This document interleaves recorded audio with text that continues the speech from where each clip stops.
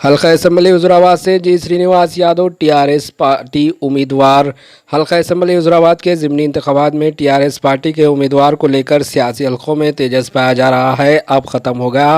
حکمران جماعت T R S party نے حضرآباد حلقہ اسمبلی سے اپنے امیدوار کو حتمی شکل دیتے ہوئے ٹی آر ایس طلبہ ونگ ریاستی صدر جی سرینواس یادو کو میدان میں اتارنے کا فیصلہ کیا ہے، جس کا باضابطہ طور پر وزیر اعلیٰ تلنگانہ و سربراہ T R S party mister K Chandra Shekhar Rao نے آج اعلان کیا ہے۔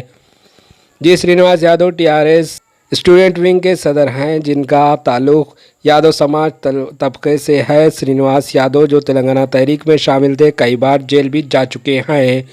وزیر اعلیٰ کے چندر شیکھر راؤ جی سرینواس یادو کو حلقہ اسمبلی وزیرآباد کے لوگوں کو اس ماہ کی 16 تاریخ کو حیدرآباد میں منعقد ہونے والے جلسہ عام سے متعارف کرائیں گے۔ واضح ہے کہ سابقہ وزیر اٹالہ راجندر کے استعفیٰ کے بعد کئی ایک امیدواروں کی جانب سے ضمنی انتخابات میں امیدوار بنائے جانے کا دعویٰ کیا جا رہا تھا۔ کوشک ریڈی کا ایک آڈیو وائرل ہوا تھا، جس میں حضرآباد ضمنی انتخابات میں ٹی آر ایس پارٹی سے امیدوار بنائے جانے کا دعویٰ کیا گیا تھا۔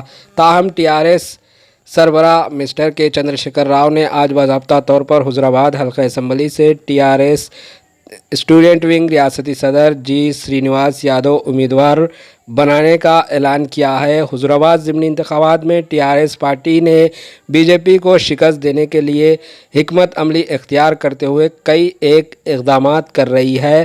حکومت کی جانب سے دلت بندھو اسکیم کو حضرآباد میں پائلٹ پروجیکٹ کے طور پر عمل کر رہی ہے۔